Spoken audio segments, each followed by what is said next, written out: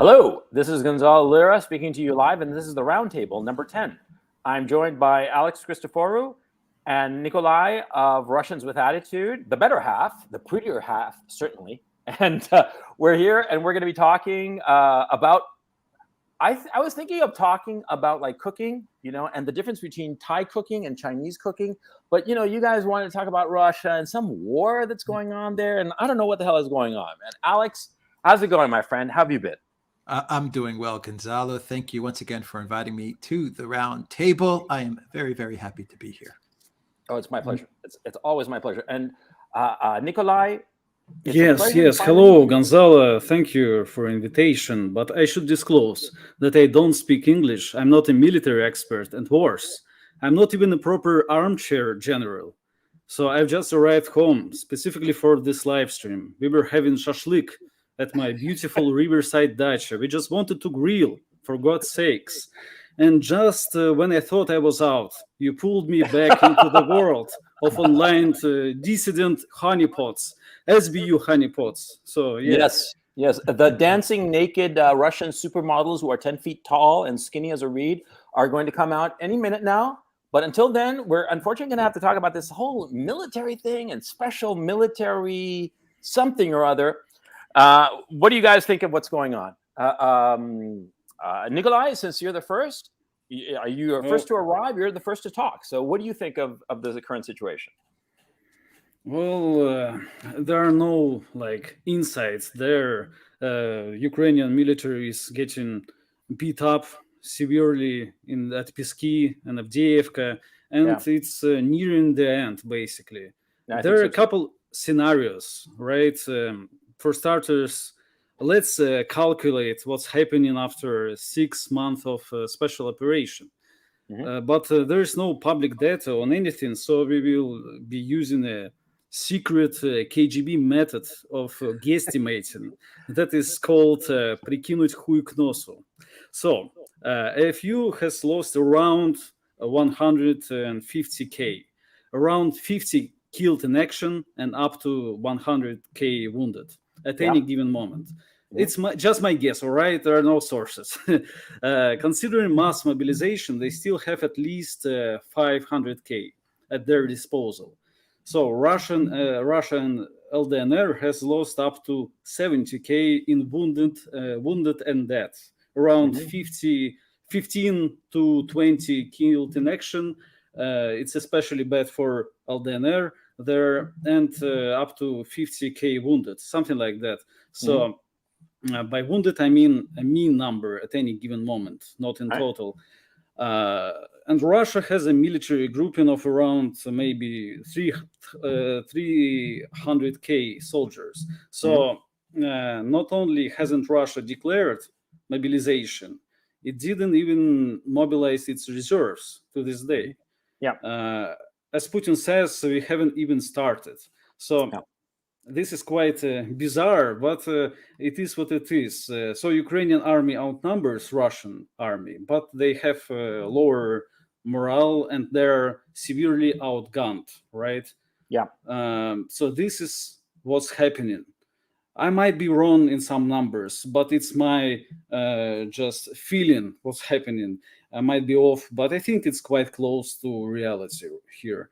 So meanwhile, Ukraine is being supplied with Western tech. Some of it is pretty good and precise, but it is too few and far between. They have started taking out some Russian ammunition depots, right? In Donbass and Kherson, and they're extremely proud of that.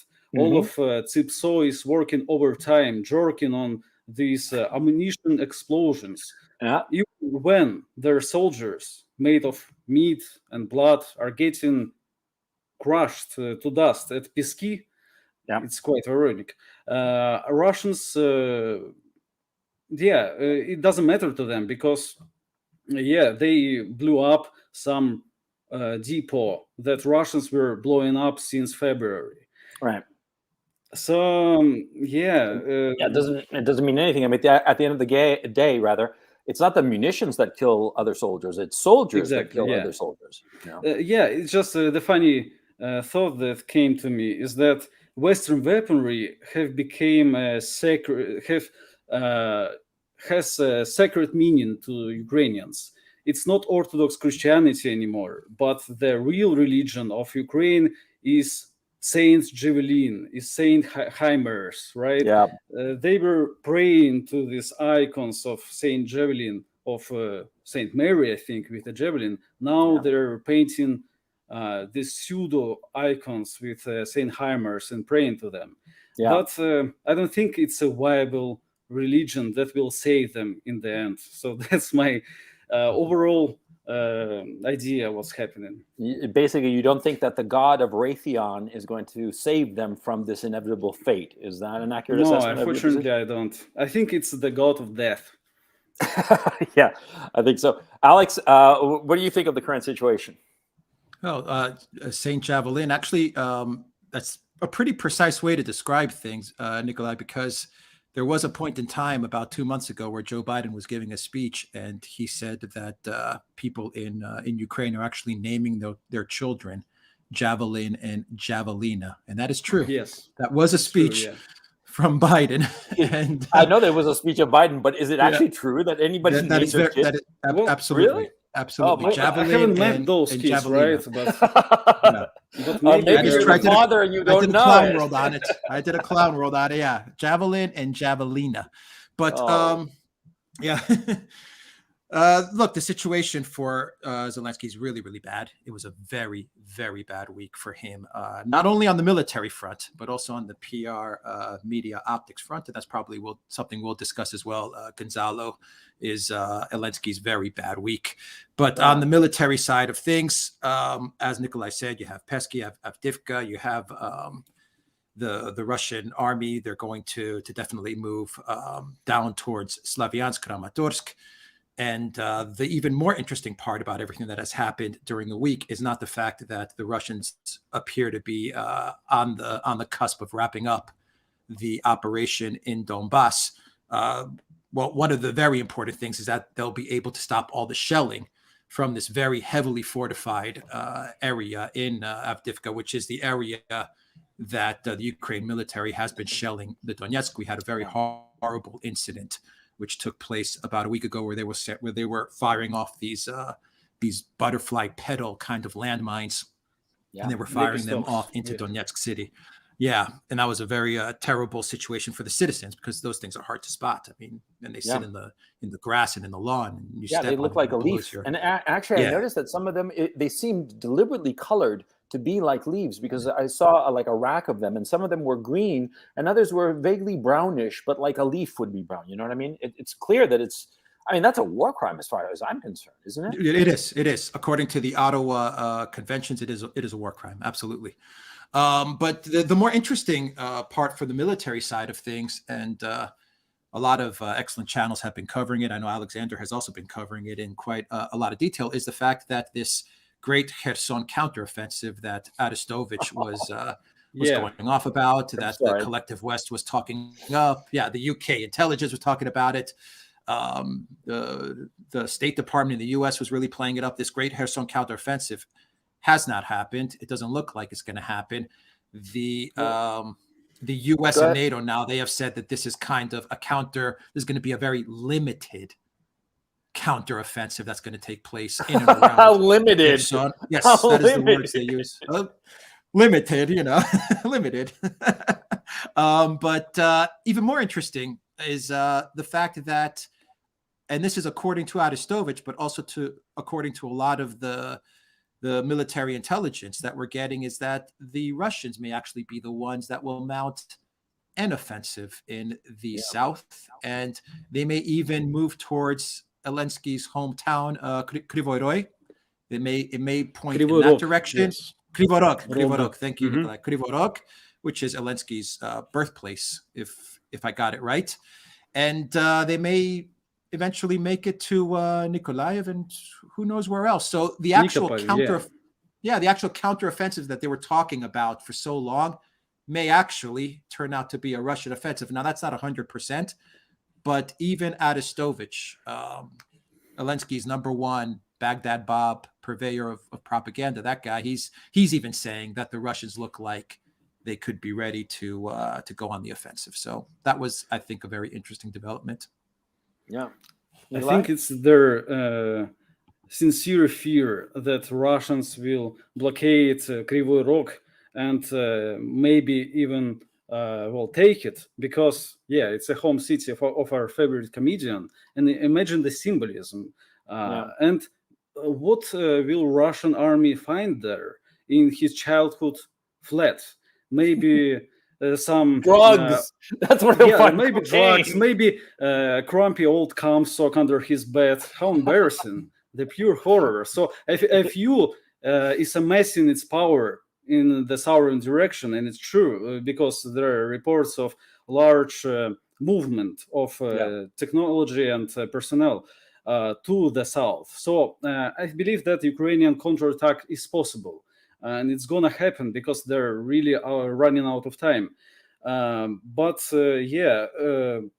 this whole strategy seemed incredibly stupid, because they basically waited around for the Russians as opposed to trying to hit them back. That was essentially the strategy. Even worse, Gonzalo, is we have credible reports saying that there was infighting between Zelensky and the generals. And Zelensky, because the generals, Zelensky wanted to actually keep the forces deployed in and around the Donbass, or at least move further back to a more stable position. But Zelensky wanted to move a lot of the military assets down to Kherson in order to create this kind of illusion of a counteroffensive, which I kind of believe these reports, because whenever I think of the Zelensky regime, I always think that this is a regime that's most concerned with media and optics and things like this. And they didn't want the referendum. They wanted to kind of display that they're on the counteroffensive so they can get more weapons, more money. And so, this is a major military and strategic debacle. Yeah. Nikolai, I'm sorry, I cut you off. Yeah, the difference between Donbass and Kherson is that Kherson does not have fortified castles of steel and concrete. So you can hardly defend it and maintain the parity in such conditions. So it's quite strange that they are not attacking, but maybe because they can't.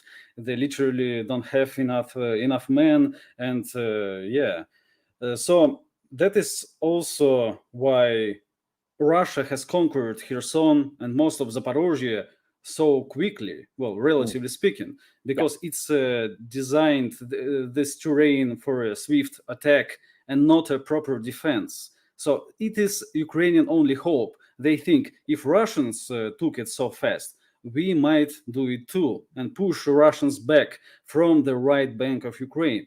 It's a game of chicken, who chickens out first and who will commit the first big mistake. And I think this big mistake that Ukrainians are also worried about on the southern theater of war will probably seal the fate of this war and control over Dnieper River if Ukrainians fail at counterattack and they flee. Well, Russians will gain control over Dnieper River, which is a chance to finally start true phase three of this war. And because the weirdest thing about this war is that Russians did not try to cut the supply lines, or maybe they were unable to. So Ukrainians to this day are getting Western toys via Dnieper River. Yeah, there's something interesting that about the current situation, because from what I understand it, back when they were fighting over Severodonetsk, right? The Zaluzny rather wanted to pull back because he thought that it was just basically it would be encircled. The men there would be encircled, and it was pointless. It was better to pull back to find a stronger defensive position. And it was Zelensky who insisted of putting even more men, and those men were lost. And now we have the situation where they're insisting on this counteroffensive, which I believe is a political issue. I do believe that it's Washington that basically wants results, and they haven't been getting any results, any real results, except Snake Island, which everybody with any kind of sophistication realizes is just a speck of dust in the middle of nowhere and means nothing. And so Washington is pushing for this counteroffensive to have some kind of victory.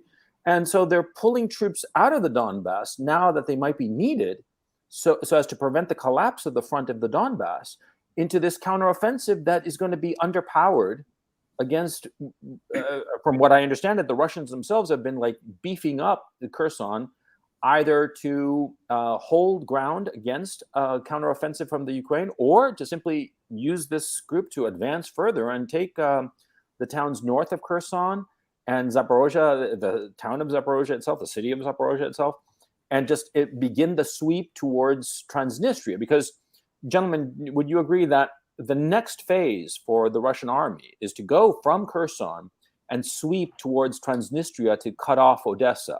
I mean, that seems, when looking at the map and the forces on the map, that seems to be the next logical step. Would you agree with that, or you think it's going to be different? I'll throw it out to either one of you. Nikolai, you have any thoughts, or Alexander, whichever of you have thoughts on this issue?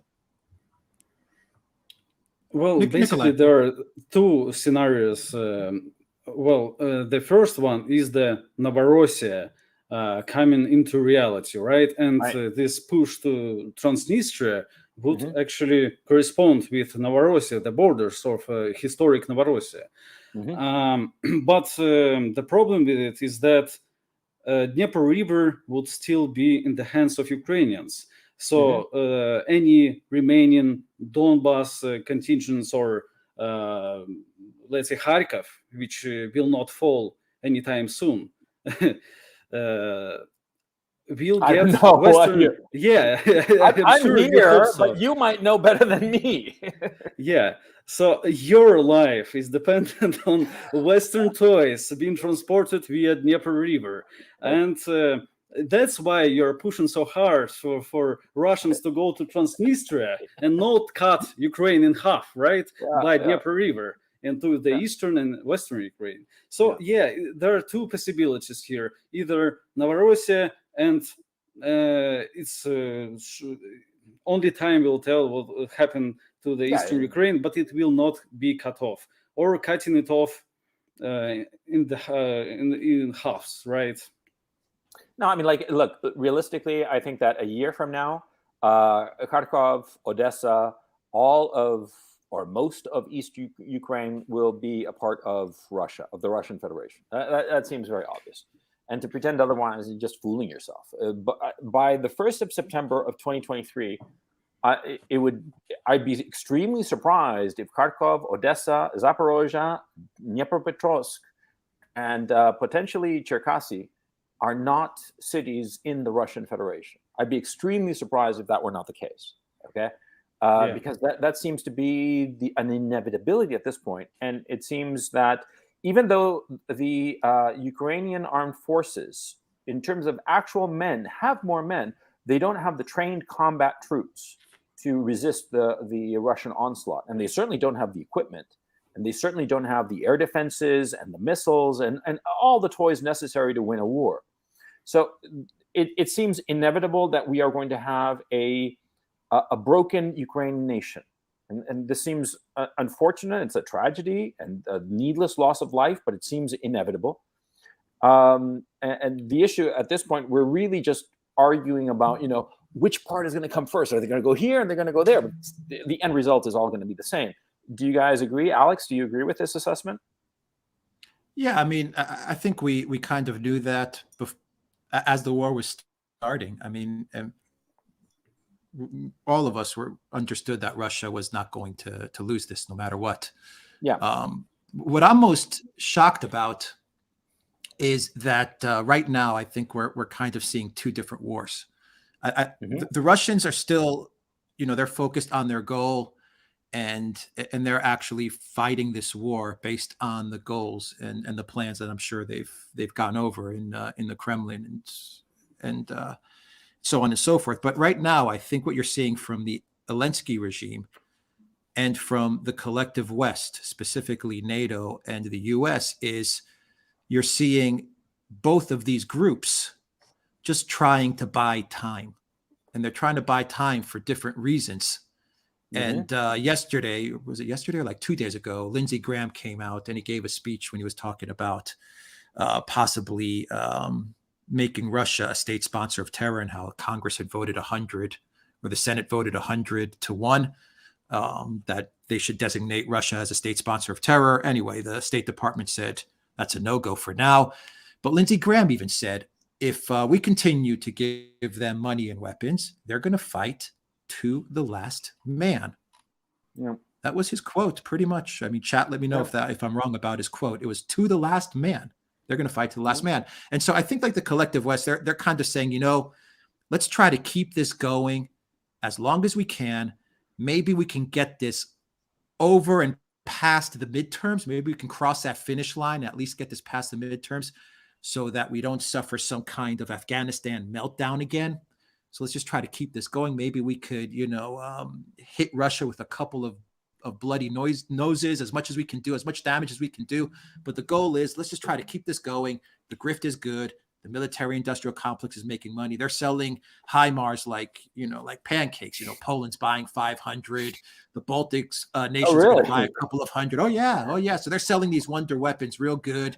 The money is coming in from DC. Another $1 billion to Ukraine was decided just yesterday. That's going into Ukraine, right out the back door, back into their pockets. So, they're doing well for themselves. They'd like to keep this thing going, but they would also like to kind of see if they can drag this at least to the winter, as close to the midterms as they can possibly drag it out. I see your point, but Alex, the thing that I notice is that they are starting to, that cartoon where the guy is standing on a stage, and underneath it, the edge of a saw pops up and starts like sawing like a circle around him. We're starting to see that insofar as Zelensky is concerned, with Amnesty International insisting against Ukraine's local Amnesty International's chapter's protest that Ukraine is committing war crimes. And also there was a very negative story in CBS News. And we're slowly seeing these little tendrils of criticism against Zelensky. And I don't think that, he's going to be around much longer. That's my sense, by hook or by crook, to tell you the truth. Well, that's what I was saying. On the Zelensky side, he's also trying to buy time in order to prevent his possible demise, because I think he's starting to see the writing on the wall as well. So he's saying, if I can stop them, if I can show some sort of counteroffensive in Kherson, if I can show some progress, I can keep this thing going just a little bit longer. That's why he's calling up China. That's why he's asking for some help from Xi Jinping. I couldn't believe that. Yeah, he's also trying to buy time, because I don't think he knows what to do. And don't forget that he lost his number one advocate, his number one champion, in Boris Johnson as well. I mean, Boris Johnson was the guy that was mentoring Zelensky. He was the guy that was looking out for Zelensky. And he's trying to buy time as well, because the one thing that the Biden White House, the West, has is that they know that if a collapse comes to Ukraine, whether it's in 4 weeks or in 4 months, they've got their backup parachute, which is just throw Zelensky under the bus. That's why we have the amnesty article. That's why the Pentagon is telling Biden that this war is all but lost. That's why you have Stoltenberg change NATO's goals. Yesterday, changed the goals of the war for NATO. It's not about Ukraine anymore. It's about preventing a war between NATO and Russia. So they have new goals as well. So I think that that the Biden White House understands that if things go badly, they can somehow, some way pin this on Zelensky and let the Europeans and Zelensky deal with the fallout. We'll be okay. But everything's about buying time and trying to formulate the optics of all of this. Meanwhile, the Russians are just going about doing business, Russian stuff. Yeah, being good at war. That's what they're good at. Jesus Christ.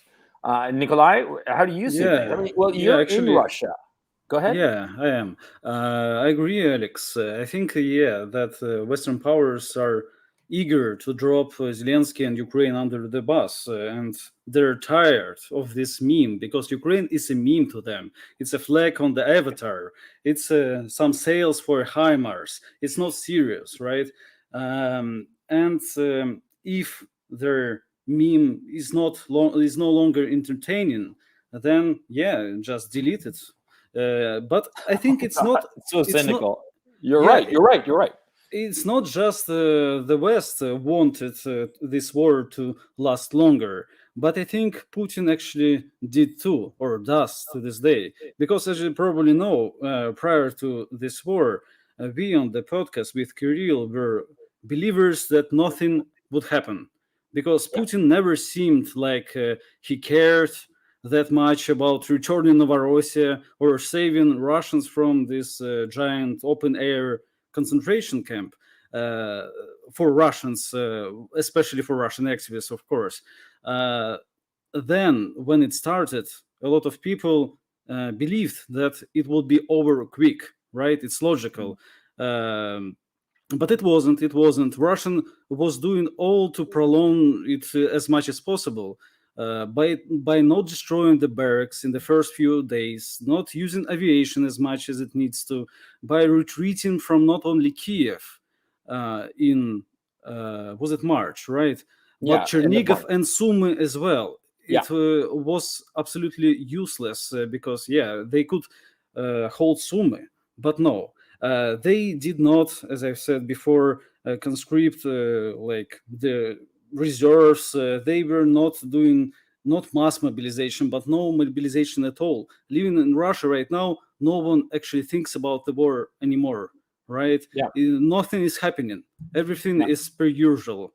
So a plan of blitzkrieg in early spring is weird by itself because it's the time of Rasputitsa.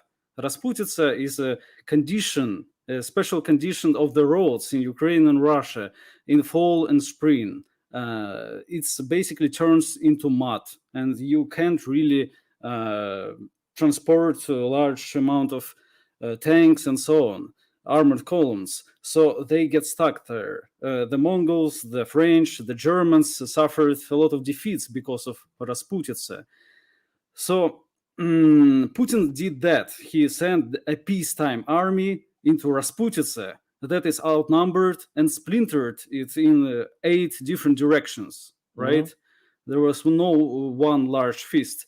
All of it doesn't sound like a good plan to me of a blitzkrieg and swift victory. So either Kremlin people are retarded, or they never really cared about swift victory in the first place, and their actual desire was not Novorossiya as such, but it will be a huge burden, actually, the destroyed territories that will join Russia. But it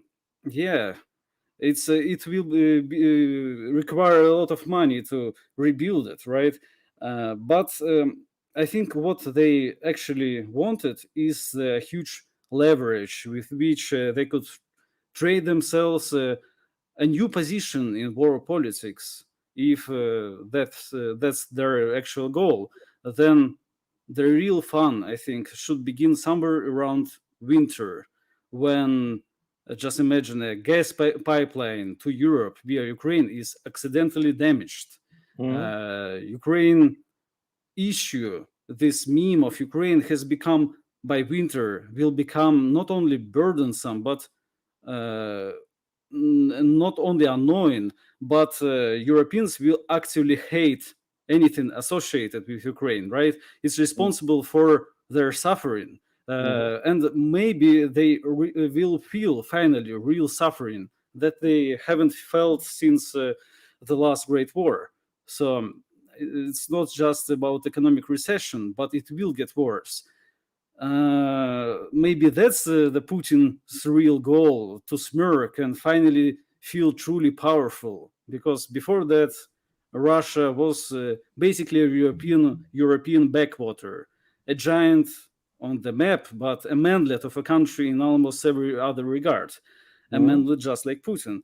But no, that's in the past, because now Russia is one of the few real actors in the world that can either bring world peace or destroy continents at whim with a blink of an eye. So I think Putin does not want quick victory also. He wants everyone to suffer. That's my idea. Well, the thing is, I remember reading or watching rather the Oliver Stone interviews with Putin, which are extremely interesting. I think that anybody who's serious about this subject of Russia and the war here and Putin himself ought to watch those interviews. I do believe that they are on YouTube, but they're easy to download on the Pirate Bay. And in them, Putin repeatedly talks about the fact that there are ethnic Russians who are outside of Russia, and that he thinks it's a tragedy, and that those Russians, he doesn't say that they should be brought into Russia, but he says that it is a tragedy and it's clearly a priority for him rather. He says it repeatedly. And so what you're saying, this is my thinking. I think that the initial stage was, let's do this incursion on 6 different fronts, okay? Or 8 different fronts, depending on how you count it, right? The Marines, the U.S. Marines have been studying it very carefully, and in the Marine Gazette, a very interesting anonymous commentator who has a long track history called Marinus believes that it was actually a 3-front war. If you think of it in terms of 3 fronts, the Northern Front, the Eastern Front, and the Kherson Front, then you understand it a lot better, because you see it as 3 separate offensives that were politically coordinated but militarily independent, and then it makes a lot of sense. But that's not important right now. What's important is that, the point I want to make is that maybe the initial incursion in the first month, they were actually trying to get a political solution, but keeping open the possibility of a long-term war. Yeah, and that indeed. Yeah, Indeed. And I think that the only true military priority that they had, that was something that they were going to achieve no matter the cost, was breaking the dam that had stopped up the canal that was feeding fresh water to Crimea, because they needed that. And I think that that was the one military priority that was number one. It was the absolute priority and the most important priority in the initial phase, in the initial assault, right, of February 24th. And that no matter what the outcome, that canal could never be stopped up ever again, insofar as Putin's mind is concerned, and the Kremlin generally. Because we keep talking about Putin, but it's not that he's making decisions independently of the people around him. The people around him support him. And so to think that he's just some dictator sitting on a throne and that everybody does exactly what he wants, I think that's an incorrect analysis. It's the whole leadership cupola. And I do believe that in many times we see the actions or at least the words of a lot of the other people in the Kremlin that are far more aggressive than Putin himself or Putin's actions. And one starts to wonder whether Putin might be one of the moderates in the Kremlin. But again, that's in a way, not yeah. Yeah, but there are people to the right of Putin, people to the left, and there are a lot of system liberals in Russia as well. That they didn't want war at all, right? They wanted to sit at the negotiation table as soon as possible. Right. And I think a lot of those people were responsible for this idea of, we will sit down at Istanbul and we will make a deal. We get fresh water for Crimea, and they denazify themselves, right? Something like that.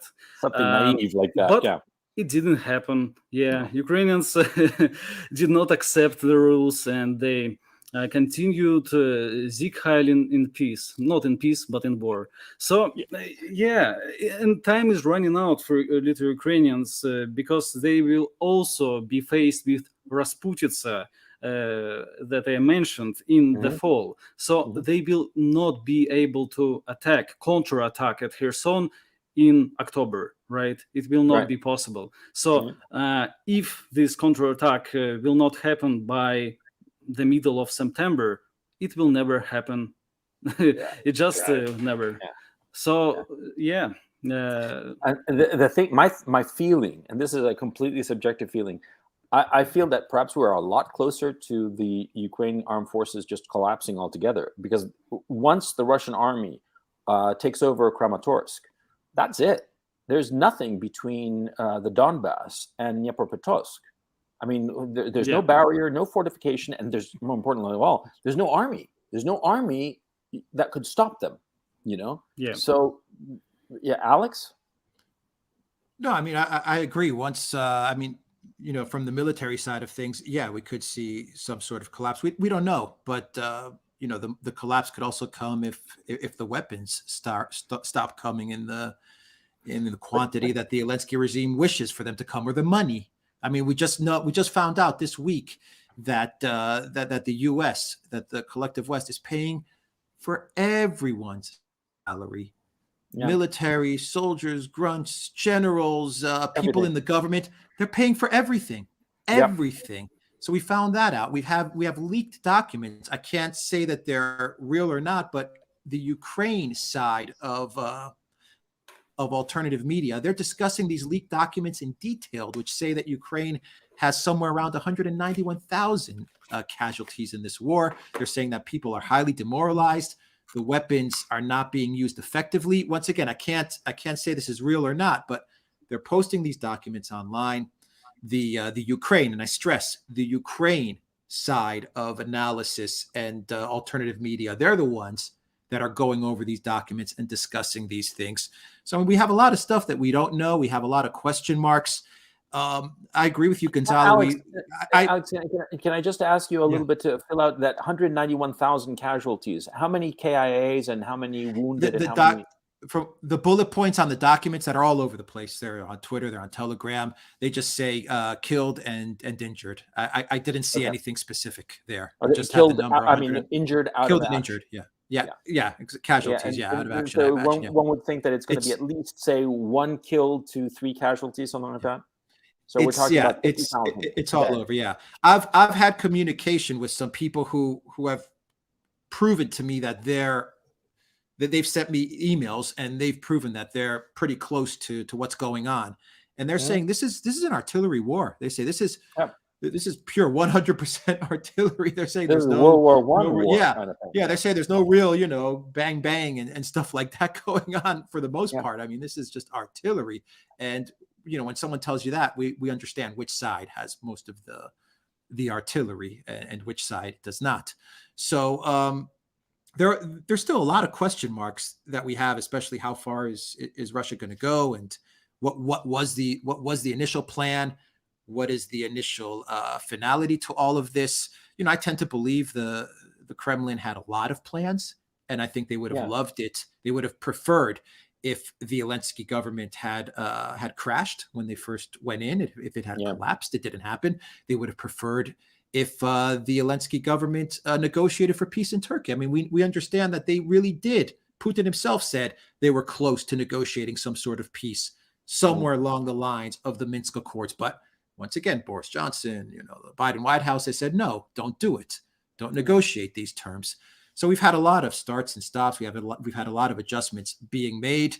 The one thing that makes me, when we say the Russians are going slow or something's not happening, I actually think that the Kremlin, in my own opinion, they've been managing this war on a political level, on a geopolitical level, very well. Actually, I think this has been a geopolitical success, because they don't only have to think about the war, they have to think about the rebuilding, the damage, which is why I think and you've used this term often, Gonzalo, this is actually your term, why they've tiptoed into this conflict, why they've been very careful, because I think they understand these are our people. This is land that we're going to have to rule over. We're going to have to integrate into Russia. We're going to have to pay for the rebuilding of this. Let's not just go to destroy it. We know the Russians have the capability to just level everything if they wanted to. We know that. It could have been done in 5 days and everything would have been just flat. Yeah, but they didn't want to do that. They chose this path. And I think you've been one of the best in explaining why they chose this path. But at the Duran, and credit goes to Alexander on this one, he brings up the excellent point that, a lot of people don't talk about the geopolitics and the fact that Russia and the foreign ministry, they have to make sure that they don't alienate China and India and other partners. If they just went in there and they just leveled everything and they said, we're in and out and we're done and we've got Ukraine, what's China going to say? What's India going to say? What is, all the countries in South America and Africa and the Middle East, what are they going to say? So Russia has been very, very good at balancing out how their partners are viewing things and how to keep their partners on side. And it's proven out to be a success. And you see that in the outcomes of the sanctions and how everything is boomeranging back at the West. You know where you see that? At the conferences. They line up to talk to Lavrov. That's something. I mean, Nikolai, no one gives the Kremlin credit for this, and I think it has been a type of masterstroke the way they have kept the international community on side during what is a very difficult operation to pull off. Yeah, Nikolai, in Russia, do people perceive how cleverly the situation has been managed? I don't know. I think Russians, as you can see in my example, are way too black-pilled and pessimistic and melancholic. So we will never really appreciate anything, right? Oh, That's done oh, it's in our sunny. favor. Oh, yes, but tomorrow it will be rainy. Oh, yeah. So I don't think that. Russians are not that cheery people. And about Lavrov or. What was the question again about the respect about how carefully the Russians have not only handled the invasion of Ukraine in terms of tiptoeing through it and not destroying everything, but they've also been extremely careful insofar as managing the foreign relations and keeping their foreign partners in Africa, in Asia, in South Asia, keeping them all on side. Well, I think people who understand that will agree with it. But I think the regular people appreciate the most is that our quality of life has not dropped, right? As a lot of Westerners and internal liberals promised. It will be hell on earth. You are the most sanctioned country on earth, worse than North Korea, and nothing happened. I'm not exaggerating. Nothing happened, but ruble even grew, and we have now make more money in dollars, right? With ruble salaries, it's ridiculous, right? The only thing that really changed is that we will not go to Europe as freely as it was before. But it's temporary, and Europe is freezing to death in winter. Who cares? So maybe it's for our benefit, right?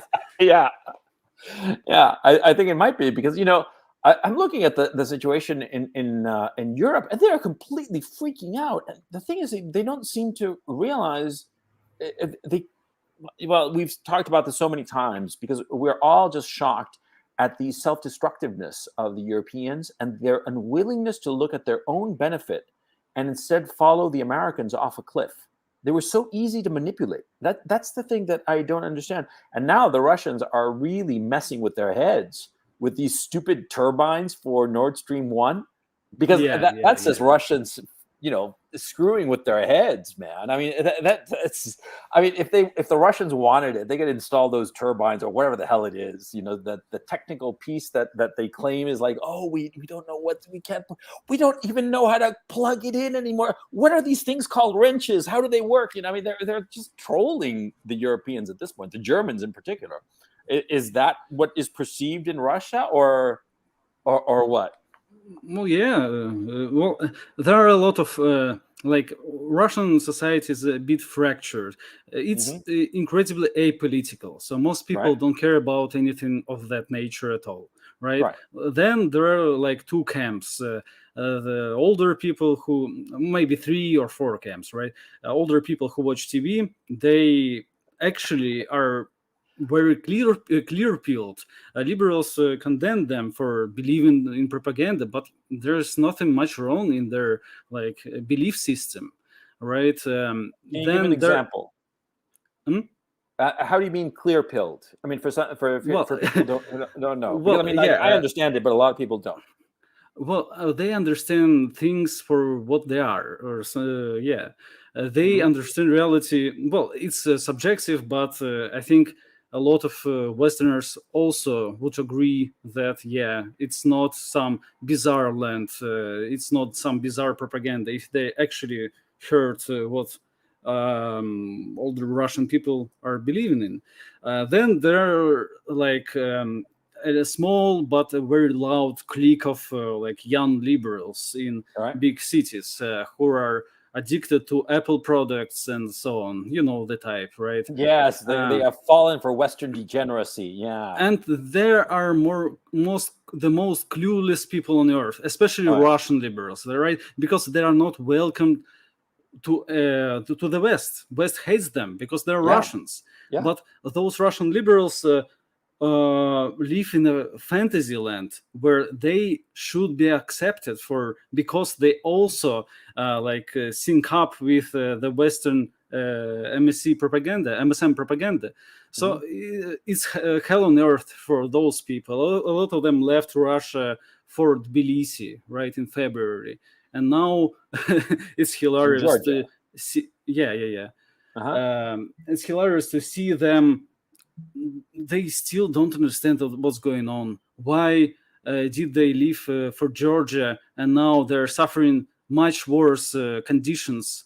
And for what purpose? And racial slurs thrown against them because they're such good people. They can't comprehend. So this is the most pathetic group of Russians.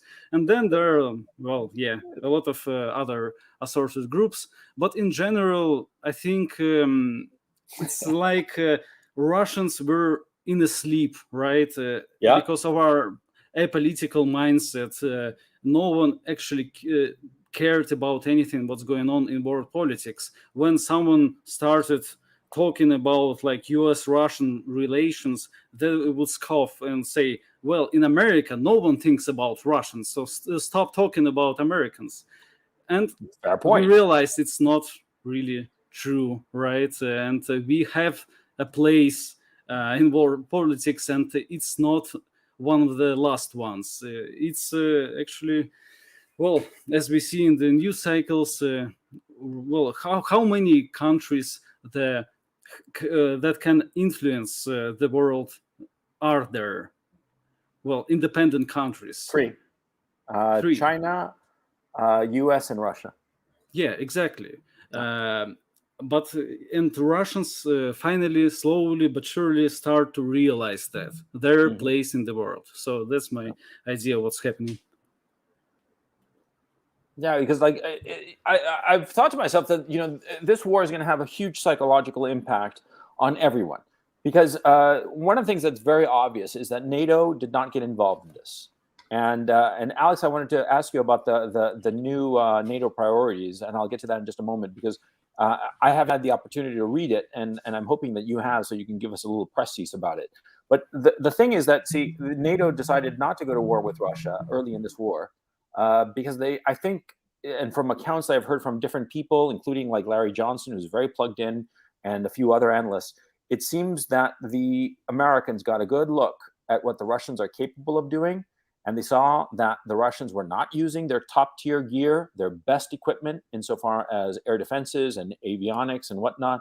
And they decided, we want no part of this. I think also the fact that the Russians clearly were, like I said, tiptoeing into Ukraine and not going whole hog and still winning so decisively. I think that played into the NATO/US decision not to put any kind of troops on the ground. And finally close out that issue. The strike in early March in Yavoriv seems to have scared NATO so badly because they didn't see those missiles coming. 400 men plus were killed instantly. Something like $400 million to $500 million worth of gear went up in smoke. And the Americans, NATO, all of their very sophisticated equipment, because Yavoriv was barely 20 miles from the Polish border, more or less under the umbrella, the NATO umbrella of at least the radar and detection systems. They didn't see these missiles coming until they hit. And that must have scared them badly. And, I think that they realized they can't go up against the Russians. And I think that the Russians psychologically realize this, and it's going to make them much more self-confident in the future. And, that will translate throughout the country. And so, yeah, I think that Russia after this, the doldrums of the 90s are finally over for the Russians, because the Russians, it's inevitable with the collapse of the Soviet Union of the kind of psychological hit that entailed to the Russian psyche. Indeed. Yeah. Nikolai, am I wrong or right on that? Yeah, you're absolutely right.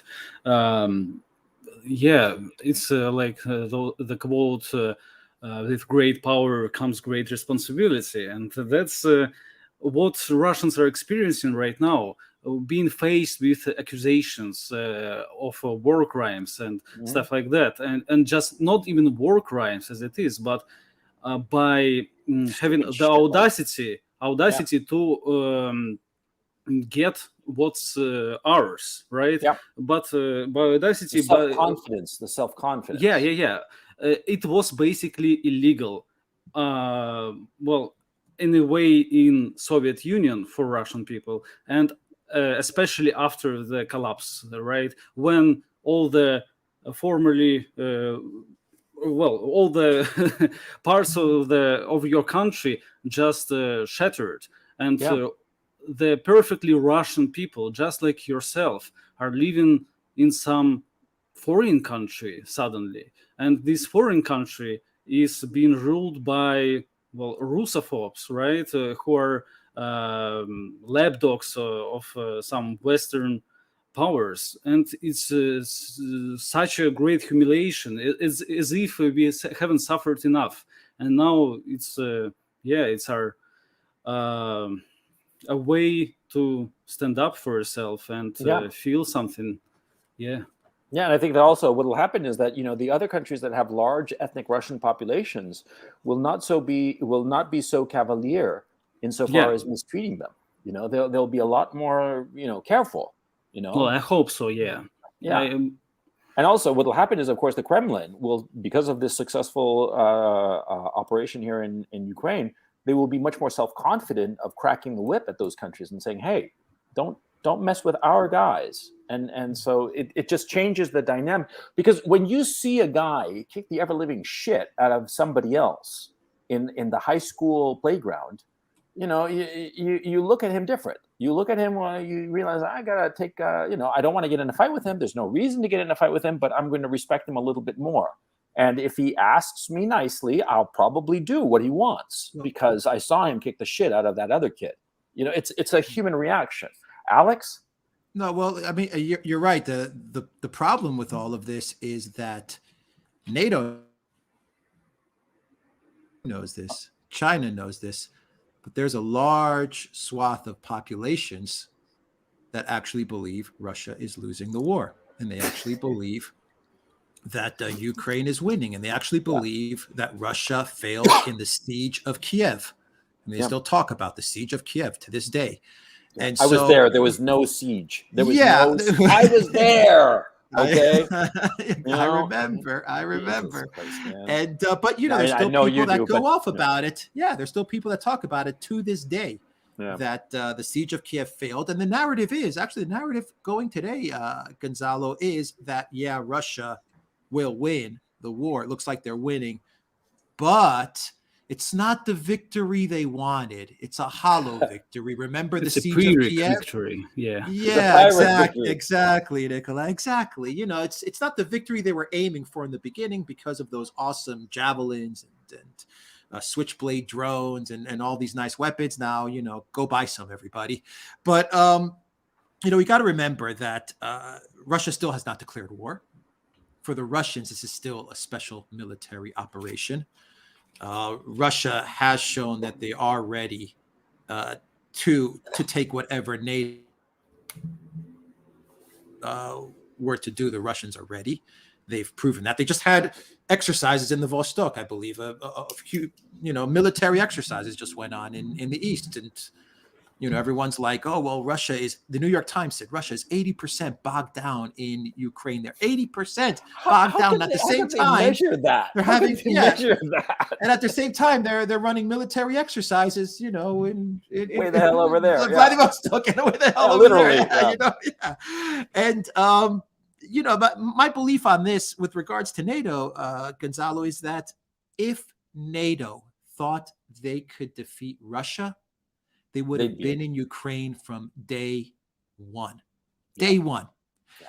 And if NATO thought they could stir up trouble last week in Kosovo and start a war here in Belgrade, where I currently am, they would have done it. But there were voices in Europe, in the Pentagon, that said, we can't do it, Blinken. Don't start up trouble there either, because we will not win. We can't win right now. Doesn't mean that in 3, 4, 5 years NATO doesn't get its act together. Maybe they do, and they come up with all these different wonder weapons. Yeah, but let me ask you about that new mission statement that NATO put out. Well, it was a speech from Stoltenberg that he gave a couple of days ago while he was in Norway, and he said that NATO's goals, their tasks now are twofold.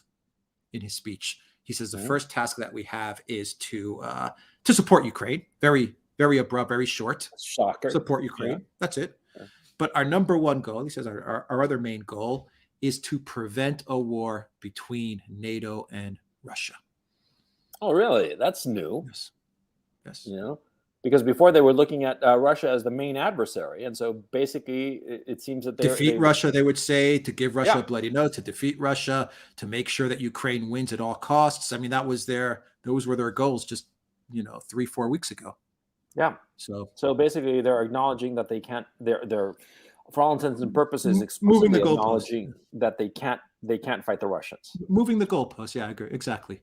That's why I think if NATO really, if they knew that they were going to defeat Russia that easily or that quickly, and they had the goods, they would have been in Ukraine already. It would have been already over for them. They wouldn't have hesitated.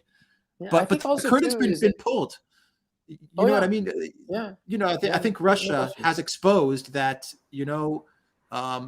Maybe what they did to Libya and in Afghanistan and Iraq and Serbia and all these things that they were doing, that was NATO. But what does NATO do when someone their own size is facing them? That's it. Nikolai, you're laughing.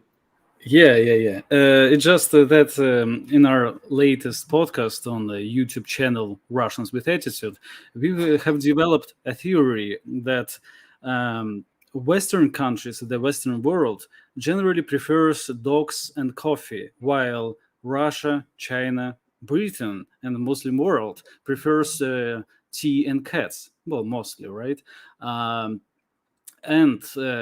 If that's the case, the West sees Ukraine as a dog that they need to train. And now we see severe disappointment in this dog, that it's not able to train right. Or in any case, it's some faulty breed. And that's what's going on. And they are in the process of finding another dog to train. But Taiwan, Taiwan, or some smarter, more fiercer dog that listens to commands and do as it's told. But I forget, right, that I am here just to shill our podcast series on Putin. So, Gonzalo, did you know that Putin worked as a shoe salesman in New Zealand? You're kidding! I did not know that at all. Actually, now you know. So when listen was to he our in New Zealand? Yes. When in the 80s. In the 80s. But when in the 80s? Because in the 80s, as I recall, he was in Dresden. I believe he before was in Dresden. Right before Dresden, he worked as a shoe salesman, undercover shoe salesman in New Zealand. You're kidding? No, come on. Listen to our Putin series, and you will know everything about him. So all Russia bulls in the comments here, you could become true Russian. I'm not kidding. Using one weird trick. I mean, subscribing to our Gumroad and Patreon. Yes, that's exactly how it works. So check out our YouTube and Twitter channels and join our friendly community. But sorry, Gonzalo, I might have to run now because I've got a visit from FSB because I called Putin a manlet on your podcast. No, another girl. So well, tell him that it was all our fault that you insulted the honor of Putin and that. And also tell those FSB agents that we are still waiting for our payments. We are Putin shills, but our patience is running thin. Non-payment will mean that will end the contract. I mean, tell them that we're serious this time. Okay. Yes. It was a delight having you on. I hope that we can do it again sometime, and with Kirill as well. Definitely. Thank you so much for coming on the show, and I'll catch you later. Okay. Yeah, thank you, and good luck, guys. Thanks. Bye. Thank you. Bye. Hey, so it's just the two of us. So look, I've been. By the way, to shill somebody else, delightful guy, by the way, and I'm really looking forward to having Kirill on as well. It'll be a lot of fun. Insofar as the China thing is concerned, I want to mention the fact that I shared this on my community post on my YouTube channel, that Brian Berletic at the New Atlas did a masterful summary of the China situation. He went on for about an hour, and you're like, dude, man, an hour, but it was well worth the time, because he went into enormous detail insofar as the weaponry of China, their strategy. I mean, it was a systematic, organized, very professional analysis of the state of play at this time militarily. I highly recommend it, and I'm bringing this up because I wanted to talk to you now that, unfortunately, Nikolai had to leave. I wanted to talk to you about what do you think is going to happen now with the whole China situation? I'm still trying to figure out. My question to you, Gonzalo, why did they do this? The China situation?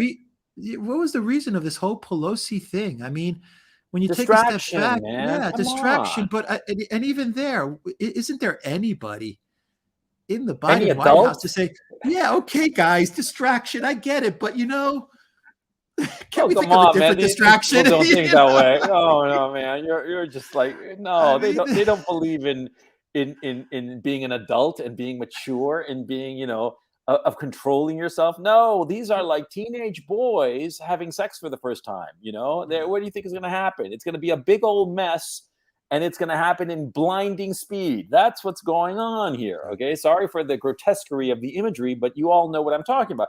We've all been teenage boys. We all know what a mess we could make, right? It's the same goddamn thing with these stupid people. They're children who've been given the keys of a Ferrari with a nuclear weapon on top of it. I mean, that's what's going on. I mean, it's not complicated. So my thinking is that, look, like Nikolai, well, no, you were saying, I mean, it's very obvious. The whole distraction of, okay, Kaliningrad, Kosovo, right? And that didn't really work for various reasons that everybody got very nervous about that. And so that got shut down. And now this is my thinking of how they are thinking. I think the Western regimes are thinking, the Russians are a land power. We can't fight them on land. But the United States is a sea power. We've got all these aircraft carriers. We've got all these submarines, all kinds of different submarines and aircraft carriers and whatnot. So let's use our sea power. And who can we use it against and really hurt? The Chinese. I think that's as simple as it gets. They saw the Russian land war, because it's a 99% land war, what's going on in Ukraine, right? The Black Sea is just nothing.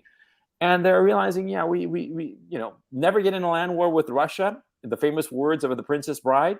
Well, here we are, And so I think that they think also, I hate using this language, but I think it's actually accurate in this case. I think that there is a racist component insofar as the Washington leadership, that they look at the Chinese as human calculators and little automatons who do not know how to fight a war. And I hate to say it in such grotesque terms, but that seems to be how they actually think. And again, I hate using the accusation of racist, but I think in this case it's apropos. I don't know if Alex, you would agree that they look at Chinese as just as disposable people who are too dumb, uncreative to be able to fight an effective war, and they're going to get an education, I think. But I mean, do you agree that is their vision of the Chinese? Yeah, I think these guys, they're so wrapped up in their bubble, a lot of them, and yeah, they believe their own Kool-Aid that they're drinking. And you can actually draw parallels to Russia and Ukraine, because for the last 10 years, all they've been saying is that Russia is a gas station. Gas station as a country, and they sorry, say that 100 times a day. I'm turning off my camera for just a second. The media says that 1,000 times a day, and all media. Yeah. Go ahead. I can hear you. No, I'm listening. I'm right here. Yeah. Okay. And the mainstream media went on about this, whether it's CNN or Fox News. Russia is just a gas station masquerading as a country. Their economy is the size of Delaware. Their economy is the size of Cyprus. They're nothing. They're a nothing burger. The economy is the size of Antarctica. They repeat it so much. Yeah, they repeat that so often that they say, you know what? Yeah, we could take them on. We could have a war with them, no problem. These are guys in the State Department mostly. And so eventually they get someone like Biden who's an empty suit, has no idea what's going on. The State Department says there's a good chance to balloon test this. And I think, going off of what you said about China, it's kind of the same. They believe their own propaganda, and they make decisions based on the belief of that propaganda. And they also have some think tanks also support those beliefs, because the think tanks, well, they're going to agree with what Lindsey Graham says, because he'll give us some more money They get paid. if we just They get paid. exactly if we just kind by of the way, boost them up, and they're getting into these messes. Yeah, I wanted to mention something that popped up. It's something that happened to me recently. It was very flattering. I got contacted by somebody who's an agent for speakers, right? And he follows my channel and stuff like that. It was very flattering. A very professional guy who represents fairly big names, right? But people who are more on track insofar as the establishment narrative, if you will.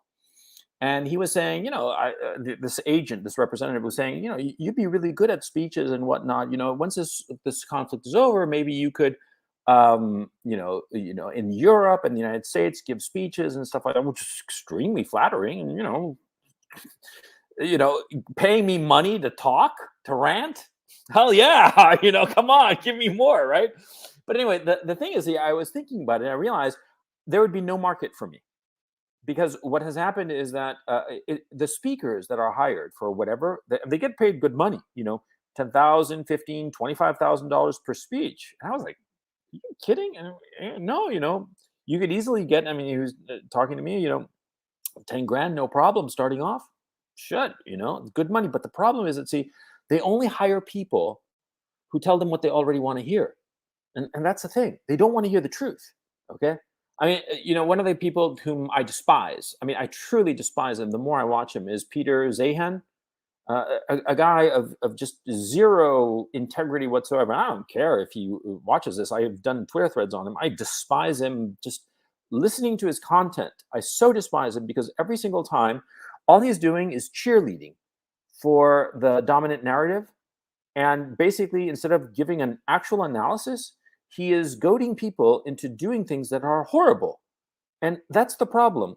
Everybody gets paid to say things that lead to the worst outcomes, because it flatters their ego. Because you need people who will say, no, this is a horrible idea. Don't do it. It'll come out bad because of this, that, and the other reason. Like before, early on in this whole conflict, a number of times, you, Alexander, myself, other guests that we've had on the Roundtable or on the Duran, they've said, this is going to have these consequences. And yet the people in charge in the West go ahead anyway, even though they have access to more information. And we, with less information, are smart enough to realize that this is going to lead to a disaster. But no, they go ahead and they keep on doubling down. And so my thinking is, at this point, they're going to keep on doubling down until the whole thing blows up. And I think that that's what they're going to do in China. Do you think that that's accurate? Yeah, I think you pretty much described much of the collective West thinking on all levels, whether it's political or societal. No one really wants to hear the truth. And when someone does talk the truth, they get canceled. Yeah. It's that simple. I don't want to hear it, and I'm just going to cancel you. And the powers that be are the ones that are encouraging them to cancel, and they're the ones that are also doing the canceling. So, the truth never gets out, because so many people in much of the collective West, they don't want to hear it. And I lump Greece into that as well. There's a lot of people that just don't want to hear what's really happening in Ukraine, or what's going to possibly happen in Taiwan, in China, or what's going on with the economy, or what's about to happen with the economy. They would just prefer to not hear it. And when it comes, it comes. When it happens, it happens. I'm just going to continue to believe everything that CNN is telling me, and hopefully everything works out. Yeah, it seems to be the mentality. And I just find it tragic, because we're going to go right off a cliff. They never cancel the guys who claim that the earth is flat, because that's clearly misinformation. That's clearly stupid. but they never cancel those guys. They only cancel the people who are telling the truth. So yeah. Listen, we've been going for a little over an hour, but I think it's been a pretty good show. You want to call it a stream and leave it at that? It's up to you. Well, if you know, I've got some more time. If you want to call it quits, we can call it quits. If you want to go on for another few more minutes. No, I'll tell you, I'd love to, but unfortunately, I'm going to have to call it a stream. Unfortunately, right, let's call it a stream. But I just want to thank you. Yeah, I'm so sorry about this, but thank you so much, Alex. To Russians with Attitude, they came on. It was Nikolai from Russians with Attitude. I suggest you go check them out. The links are in the description below. Chat, thank you so much for listening to us rant and rave. Yeah, if all goes well, I will see you on Tuesday. Tuesday, we're going to be doing a show. So take it easy, and I'll talk to you then.